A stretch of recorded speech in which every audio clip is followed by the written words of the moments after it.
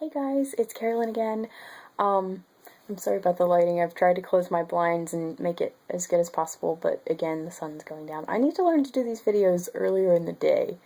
But I wanted to give you guys a video of my favorite book to film adaptations.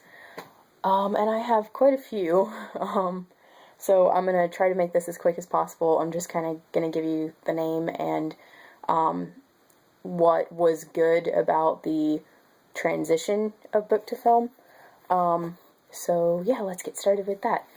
Okay, one of my favorites is a recent one, and it's the Hunger Games book to movie adaptation. I really enjoyed this, and there were so many things to me that they just got perfect. Like, I thought the way they did the costumes was excellent. I thought that was very close to the descriptions in the book. They were very true to certain characters' deaths and just basically everything that happened in the book. They didn't change anything too drastically, which I thought was very good. Except for there's one tiny thing at the end that they left out of the film that I thought they should have put in, but I'm not going to give that away in case you guys haven't read the book yet. Okay, next up we have Phantom of the Opera by Gaston Leroux. The movie is completely different. There's actually several good versions of this, though. Of the actual story, the 1943 version with Claude Rains as the Phantom is amazing. It's a very good interpretation of the book. I think they do change how he is, like why the Phantom is deformed, which kind of upsets me, but it's very good acting, it's a very good characterization of it, so that's really good. And then the 2004 film, I just love the musical, you guys, so I love the musical version of the film. The 2004 one with Gerard Butler and Emmy Rossum, it's really, really great. And even though it does go so far from the book, I still love the book and the musical equally. I think I explained this before, but yeah, it's really good. So I would recommend both of those versions, the 1943 one and the 2004, and they're complete opposites, but that's okay.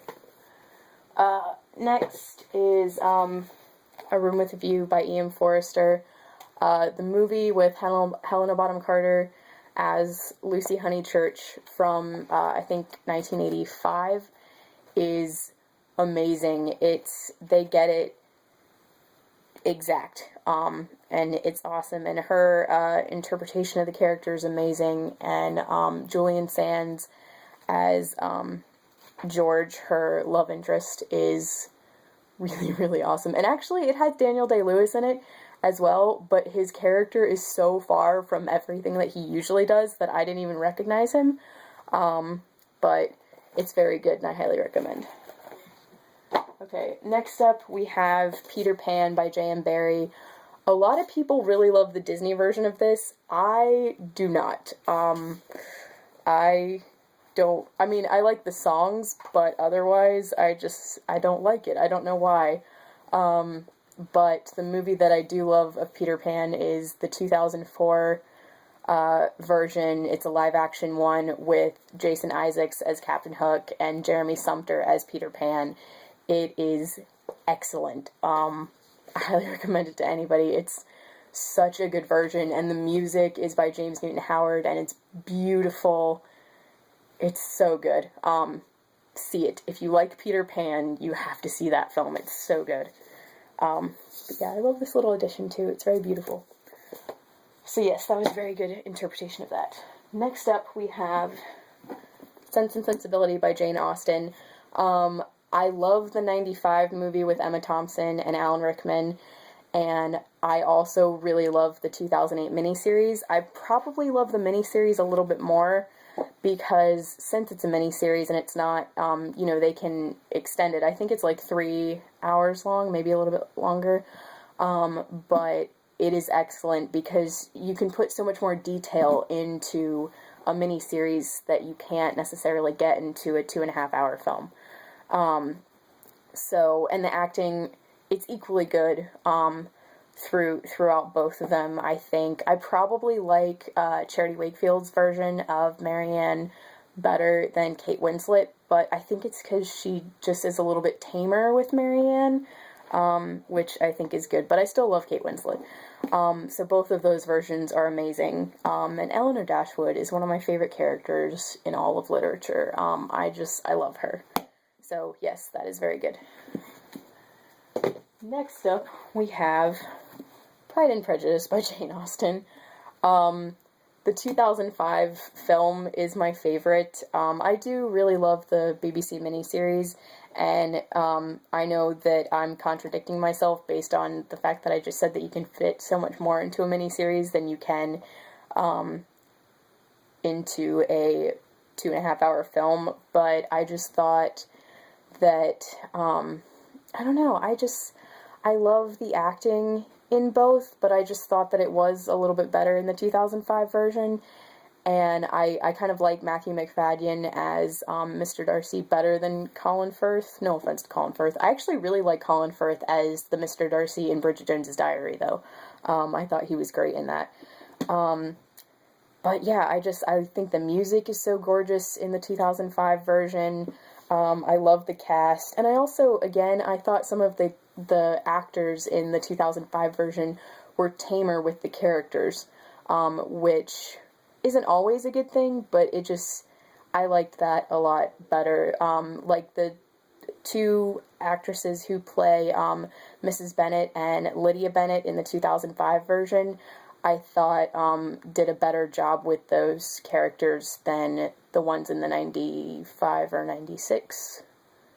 I don't know if it's 1995 or 1996, but anyway, I thought they did better than the actors in the BBC miniseries.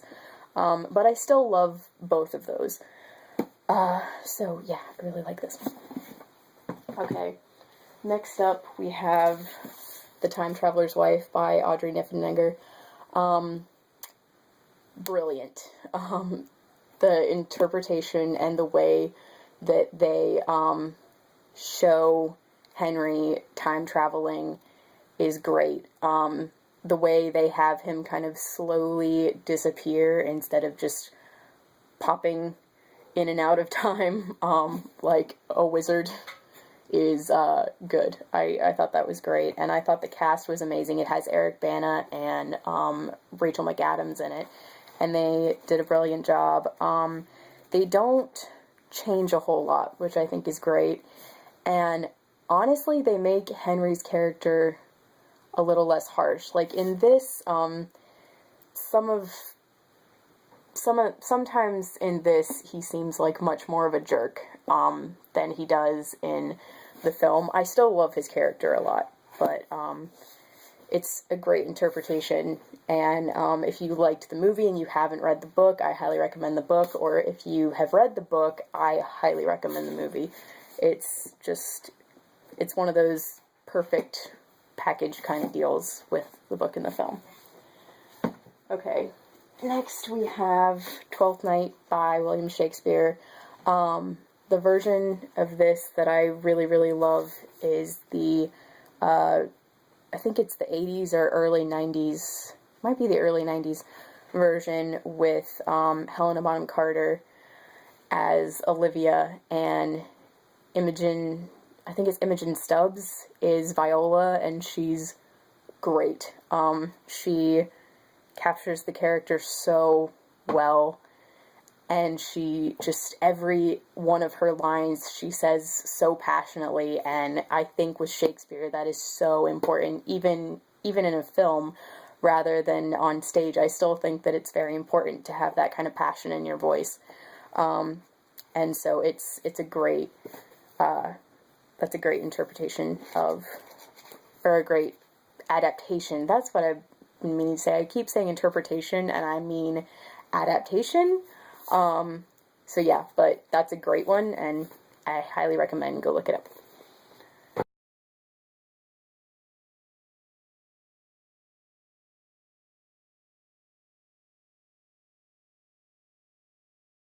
Basically, scene by scene, it's pretty much the same. And Kristen Stewart, I'm not a huge fan of hers in general. I do like some of her stuff, but I guess Twilight kind of made me not like her as much. I really liked all of her stuff before Twilight, though. And even in Yellow Handkerchief, I thought she does a really good job. But in this, she is great, because it's like she and this character are the same person, and that is, I mean, obviously not true, but that's the sign of a really good actor, is when it just seems like, I don't know how to explain it, but anyway, she does a brilliant job capturing everything with this character. And it does have a really good cast in general, aside from that. Like, I think Steve Zahn plays her art teacher, and he does a great job with that. So, yes, very good. Okay, next up we have Nicholas Nickleby by Charles Dickens. The version of this that I love is the 2002 one with Anne Hathaway and Charlie Hutton, I think his name is. He plays Nicholas, and it has such a great cast. I think Wormtail from Harry Potter, whose name, Timothy Spall, I think he's in it, if I remember correctly, and he's really good in that. He plays one of the evil, slimy characters. And it's such a good film because I feel like it is incredibly difficult to cram this much. How many pages is this book? This book is almost 800 pages long, and I feel like it is so hard to cram all of that into a 2.5-hour film. And they did such a good job. They didn't focus too much on detail, and but they still got enough detail in there, and they focused on all of the main really important parts and really important characters. And Jamie Bell plays one of my favorite characters in this, and he's so good and adorable, and his character's story is very tragic, but it's so good.